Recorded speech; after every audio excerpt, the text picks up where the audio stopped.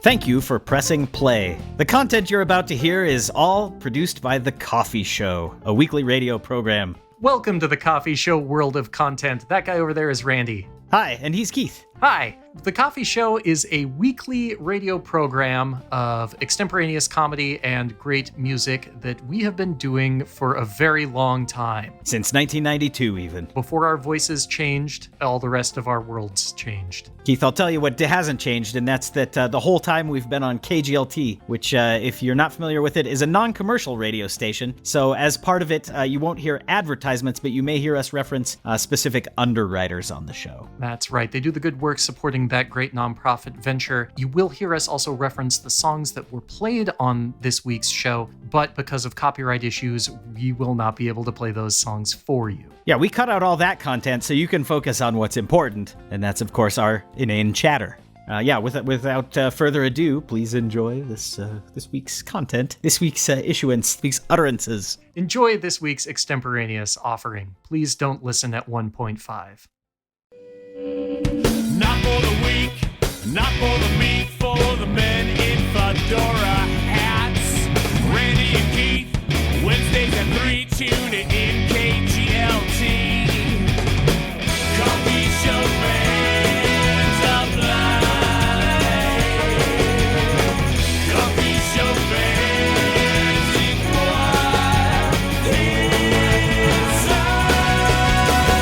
Olestra, glide in blue, ladies and gentlemen, and all of our friends beyond the gender binary. It is sometime in the 3 o'clock hour here on KGLT, KGLZ, and KGLT.net, which means it is time to come in strong with the Coffee Show, featuring me and my friend Randy. Hi there, Randy. Hi, Keith, and not your friend Robert Blake from Electra Glide in Blue. No, he is not a lot of people's friend. He's uninvited to this party. He went off my Christmas card list a long time ago. He briefly appeared on my Christmas card list because of his appearances both in the famous cult film Electra Glide in Blue and the other famous cult film Lost Highway. And then things happened, and Christmas changed for everyone. Yeah, I'm happy to leave him and all other terrible men in the dust. Keith, it's not even July anymore, so we can't even say that this was talking about Christmas in July. So let's curtail the Christmas talk and straight into, August. So back to school time, right? Is that what it is? No, that's just mean. Well, if it's Christmas in July, you go another month ahead. So it's what's in January? New Year's in August? New Year's in August. Welcome to next year already, listeners at home. I hope you've made your New Year's resolutions. Now's the time to start thinking about it. And also experience all of our New Year's in August sales on music here on The Coffee Show. Everyone gets all confused when I dress up as my favorite president for Halloween. It still sort of works, but I'm celebrating, obviously, President's Day in October. I mean, I'm never one to turn down the sale on cars and mattresses, regardless. And also, October is a good time to think about all of our deceased presidents, as it is otherwise a month of corpses and ghosts. I'm the reanimated corpse of Grover Cleveland. Ooh. I'm the ghost of Herbert Hoover, promising a brain in every pot. See, I want zombie Calvin Coolidge because he's silent. No. He didn't talk much. That's scarier. He sneaks up on you. You want a zombie president who makes some noise so you're aware of it. That's a good point. You do want that kind of Richard Nixon zombie, 2 fingers in the air, jowls a wobbling, coming at you. I am not undead. He can't even help himself in the afterlife. No, you really can't. Well, I think we've been suitably mean to a lot of our nation's leaders from the historical past. And now it's time to begin a new chapter and ask Randy, of all of the people right now, famous, not necessarily presidential. Celebrities. Yeah, if you will. People in the popular consciousness. Who do you think is going to make the best future zombie? Ooh, the best. Are they in terms of zombie success? Or in terms of a cool look? Or what are we after here? Well, I would say a cool look is a success for a zombie. Let's say a hybrid of the two. Effectiveness as a zombie combined with most good living person traits. This is an oddly specific category. Thank you. All the living people I can think of who would fit, they already kind of look like zombies, is what's popping into my head. And so maybe that's not the fairest thing. Can I just say my choice? Yeah, please. Share. Zombie Morgan Freeman. Oh, that'd be pretty good. I mean, he's a little bit older. And if he's coming up to you a little bit slow, that's not weird. And he's got that folksy accent, and he's just like, when I first saw Andy Dufresne, brains. And he eats your brains. Does he narrate his zombie attack? I assume he does. Yeah, he's like, shuffled forward, ever increasingly slowly towards my victim, and then I munched And on... that's when I sunk my teeth into his arm. Yeah, it just kind of works. And like, I'd be so charmed. I wouldn't think to get away. Sure. I wouldn't be horrified at all to see Morgan I Freeman. think Tom Hanks could pull off a similar zombie feat. Sure. Depends on which movie Tom Hanks. Oh, it's Tom Hanks, the person, not in any specific role. I'm sorry, what? It's Tom Hanks himself, not a specific role. Like, he and Rita both are probably attacking you. I'm not aware. As far as I know, movie stars only exist in the roles they play, and after that they cease to exist until they're in another movie. You don't have object permanence for actors? It's all just their roles, and then they disappear when in between shoots? My parents tried showing me People magazine when I was a baby, but I never quite acquired object permanence for celebrities. These aren't people, these are actors! What a horrible magazine. Until I log online again, I don't remember who's president. It's really working for me. Get you a subscription to President's Magazine. Really knew a lot about like zoo animals and stuff. Right. I was really into what was the pickle bus? Sweet Pickles. Sweet Pickles bus, so I knew a lot They about... don't have that for actors with the cards that you can little cards. get a new shipment every time. Leonardo DiCaprio. I got the Bo Derek card. She'll never go out of style. I'm so glad I know about her. It's got all these Bo Derek facts on the back. Did you know she can read? That's the best they could come up with for Bo Derek. Yeah, well, also she has a height. They didn't list it, Oh, yeah. but she has one. It was the 80s, so they were still saying that she was married to John DeLorean. Right. She's number 9. They couldn't even get that right? Oh, no. Come on, Sweet Pickles. Come on. Her favorite piece of classical music, surprisingly not Ravel's Bolero. Not Bolero, nope. The Four Seasons. Oh, good choice. Hmm. I would have guessed pictures at an exhibition, but that's also good.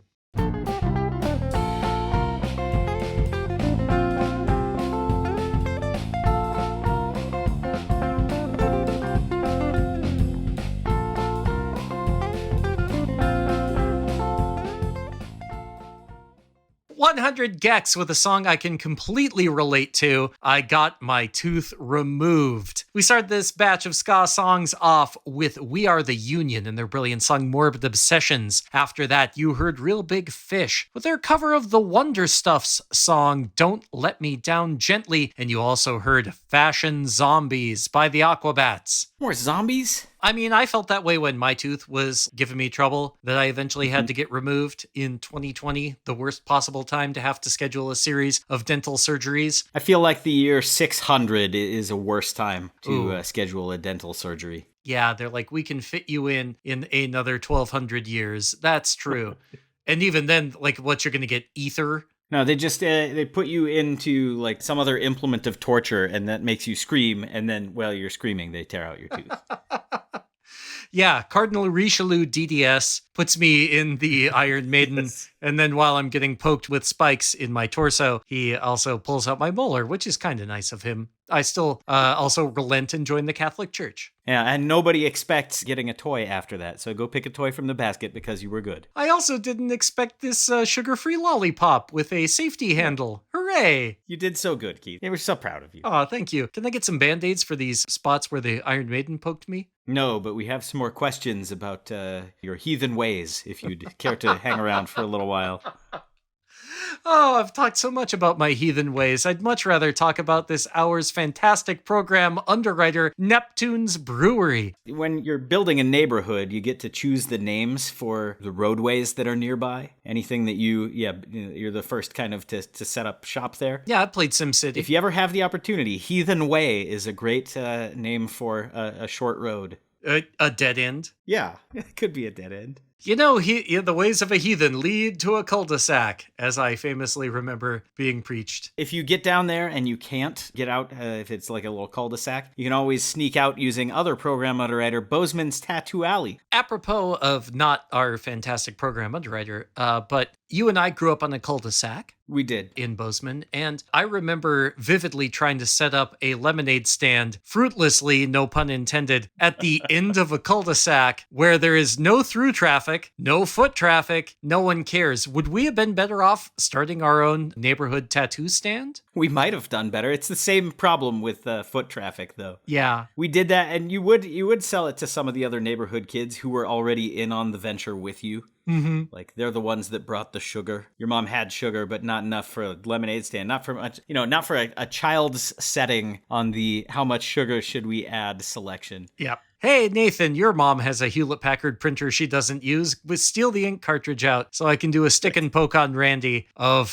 who is this, Luke Duke from the Dukes of Hazzard? I would never get a Luke Duke tattoo. I know you wouldn't. Of course, I am more of a Fall Guy tattoo. Yeah, you're a Lee Majors over a Tom Wopat dude any day. Well, Lee Majors in the Fall Guy, not the $6 million man. No. What is that? It's a guy who got so broken up inside that he had to be replaced with robot parts. You know, a guy will do anything to keep from going to therapy. He'll spend $6 million getting new cybernetic parts when he could just pay a couple $100 and talk about his feelings. It's a shame. Well, $1.2 million of that was emotional support programming, Keith. So it's not like he wasn't addressing it in some fashion. But you're right. The majority of that $6 million budget just to like being super strong and fast. I wish he had an emotional support dog. I wish he was the $6 million man with the $1 million emotional support chihuahua. I'll activate my empathy chip. That's a nice shirt you're wearing. You doing okay? Making sure you're doing all right. Looking good today, buddy. That's all. No. You're a little quiet today, Steve. Everything going okay at home? No. Just wanted to check in with you, make sure everything was going all right. We care about you. I love this $6 million empathetic man. The government tried. They couldn't do it for anywhere less than $12 million. It costs way more to make a man care about somebody than it does to make him crazy strong and overpowered. Yep, yeah. It costs so much more for him to just share his feelings and be vulnerable. No. I'm gonna say I'm really stressed out about having to catch these Colombian drug dealers. You know, it reminds me of a lot of the bad times I had growing up and my friend who had substance abuse issues. Shut up, Steve! We're trying! Has anyone asked why they ended up dealing drugs? I mean, maybe it's the only option they had. See, that's why they don't spend the money. Steve comes out the other side and he's like, wait a minute, it seems like the whole drug war is a way to just stoke xenophobia and class warfare distinctions by creating an artificial... This show's canceled. Yeah.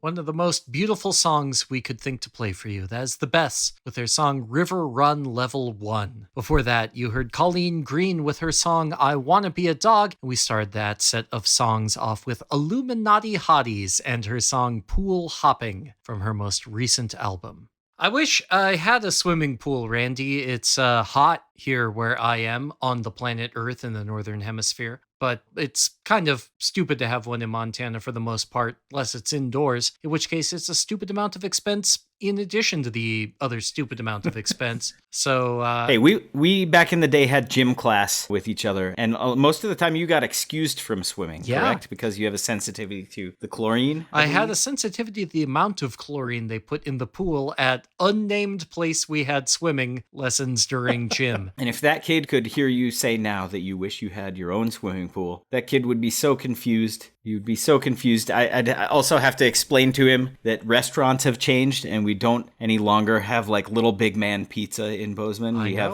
We have program underwriter Columbo's Pizza and Pasta, serving house-made pasta and pizza from brick ovens, serving Bozemanians since 1985. That was around when we were swimming there. Yep. Now featuring Joe's Fun Zone, a video arcade with pinball and skee-ball. And Keith, just for you, Joe's Fun Zone, no swimming pools. Yay. Located at 10th and College near MSU. Pick up and delivery at columbospizza.com. I admit that my whole life I would rather be in an arcade than a swimming hole, that's for sure. I believe there is an overlap time where Little Big Man and Columbo's existed in Bozeman. Oh, there definitely is. Not so with Karl Marx and Columbo's, though. Oh, well, no, because the one became the other. That's right. Is this a thing we're gonna... No, listeners don't care about like things that used to be in Bozeman. Some of our listeners are in other cities.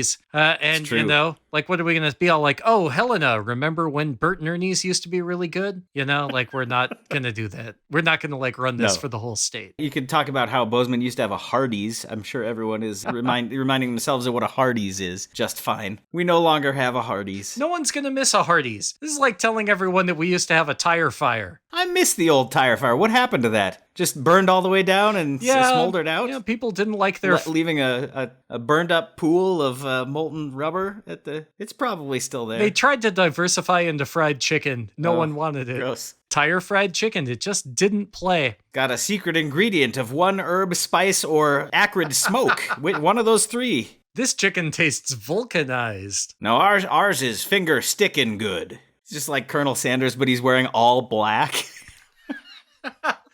It's like a cross between Colonel Sanders and the Michelin Tire Man. Well, he's like Colonel Sanders wearing all black, and he's got like a welding mask for some reason. The Michelin Tire Man is all white tires as well, which makes no sense because we've never had all white tires. I mean, they used to exist, but... Well, there were a white wall, but they still had black tread. The Michelin Tire Man is all white. There definitely did exist all white tires at some point. Now, you drive those 20 feet, especially on most surfaces, and you're gonna get them not white tired anymore. Oh, I'm white tired for sure. I'm white tired of all of that nonsense. That is for goddamn sure. Yeah, normally I just eat the fried chicken at a place and get a spare tire of my own.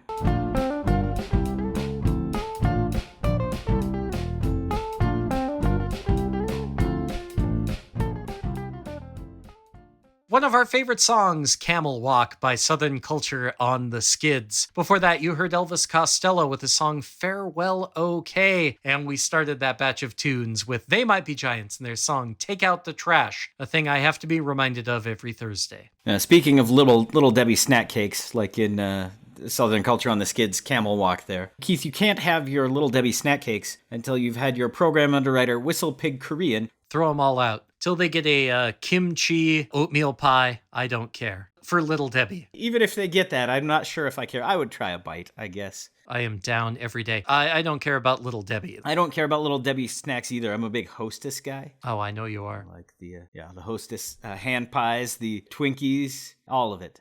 So good. You were brainwashed by those comic book ads when we were kids where the Incredible Hulk wants you to eat an apple pie. Look, I wasn't brainwashed. I was informed, and then I made a rational decision based on those facts presented to me by the Incredible Hulk. And by rational, I mean it tasted yummy. By the way, Whistlepig Korean has been specializing in amazing desserts lately, and you could go there specifically just for those and be a very, very pleased person, Randy. I will then leave my Little Debbie snack cakes behind where I keep them in the garbage here. Yep. So I can enjoy those fully. Yeah, the only good thing about Little Debbie was that time Will Ferrell dressed up as her to appear on late night TV. That was pretty great. I almost said Will Smith, and you know what? Will Smith dressing up as Little Debbie would also have been funny. It's kind of the only way he can save his career at this point, I think, is to show up in public dressed as Little Debbie as penance and hand out some snack cakes to everyone by way of apology. I have to Google the Little Debbie company and find out about them.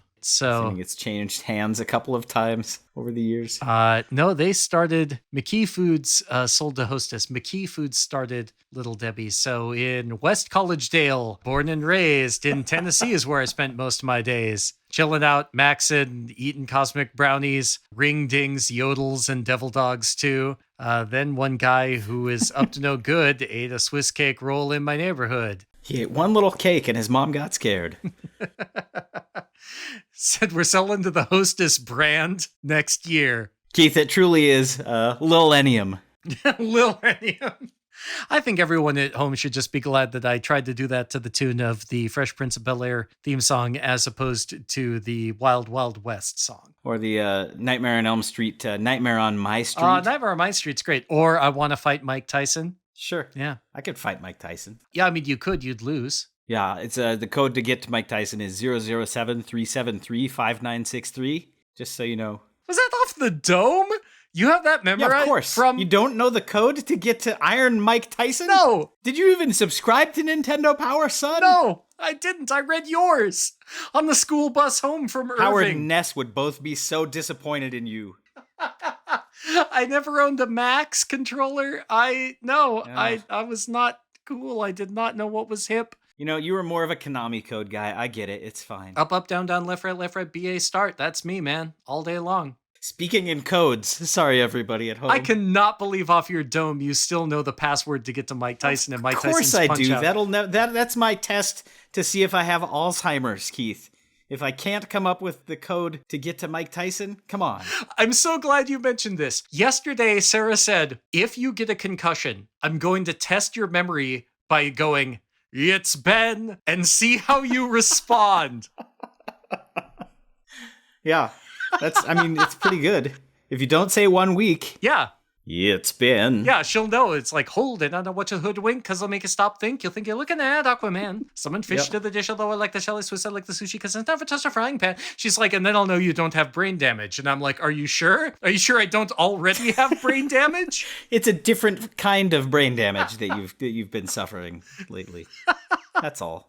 I kind of honestly want to take up extreme sports now in the hope just to have that situation. I want to wake up in an emergency room and have her lean into my face, fisheye lens style, and say, "It's Ben," just to see. I think that'd be amazing. I mean, if science can provide a man empathy through a chip, they can fix that too at some point. I have hope. I have great hope.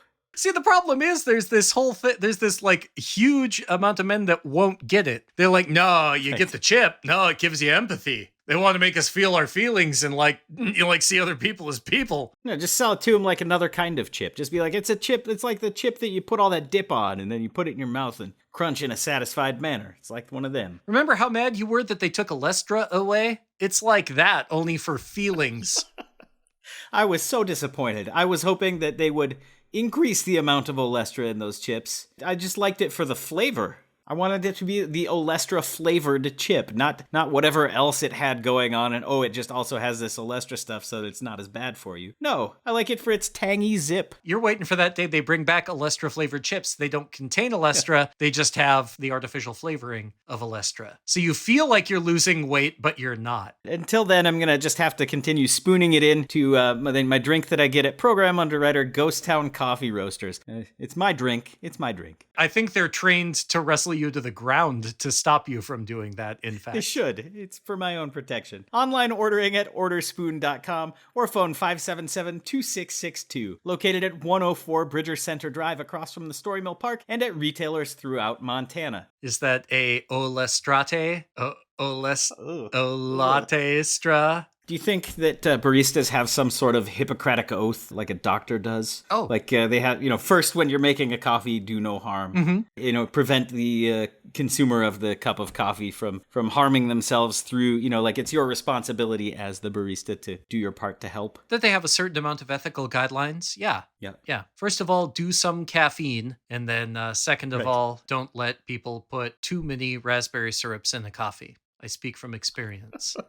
How many was too many in your experience? 4. 4 full plunges of the Torani style syrup. Yes. Bottle. Yes, the plunges. Italian syrup bottle into a shot. Did the coffee overflow that you put so much flavoring into? No, it ceased to be coffee and definitely became an oily coffee slick atop a bunch of very dense raspberry syrup. What's the most number of those flavored syrups that you've put into one beverage? I mean, I assume this is a one-time thing that you've done as a young person. Honestly, 3. And what were the flavors? Can't remember. It's been a long time. It was marshmallow and almond and something else. It was good. Now, you know what? Just because of you, Randy, I'm going to go into Ghost Town. I'm going to ask them to put one plunge of everything. One plunge no. of each, please. I want a cup of syrup. A single plunge's worth of coffee in there, because that's all that'll fit And afterward. that's all that will last after that, and I will die. I can't believe you're going to pursue the deadly Omni Plunge challenge, Keith. You know, it started on TikTok, but I think the baristas are fighting it off. I think they're leading the charge to keep it from really gaining ground.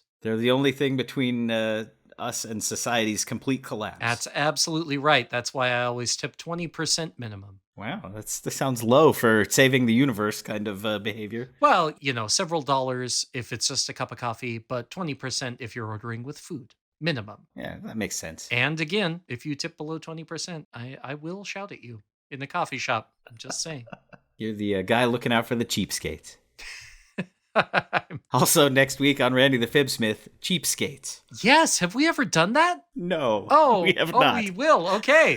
Next week. It's promised now. I'm writing it down. Something to live for, finally. Thank you, Randy. I appreciate it. I gotta wait for it, too. I'm excited to see what happens. I look forward to every week to new coffee show, and I can't wait for folks to hear this one. I think they're going to have a good time. I think they had a good time with us this week. And if you didn't, we're sorry. We apologize. If you missed the code to get to Mike Tyson, you can, of course, hear us online on YouTube, on our new YouTube channel, Coffee Show World of Content. That's entirely right. Also available wherever you get podcasts. Just search any of those places for the Coffee Show World of Content and get it for free, minus the amazing songs, because we can't afford music royalty rights. But other than that... We could. You could license all those songs and be destitute. I can't afford it after paying you the royalties for the extra broadcast rights of your jokes. I may not be rebroadcast. All rights remain those of Randy. Yeah. You know, that's how it is. They may not be rebroadcast without the express written permission of Randy, who is not literate and cannot write out that permission. If ever you hear a week where it's just me going like, "Hi, Randy," and then you hear beep, and then long stretches of beep, and I laugh. I have been replaced with a kazoo like you've been planning to do for years. For years. Comb and tissue paper, please. You deserve at least that. Yeah, you wouldn't buy a kazoo brand name kazoo. You're way too cheap for that. Way too cheap. And we will be back next week with more music and fun for you and ourselves when I say that he's Randy. And he's Keith. Beep. Snappy catchphrase.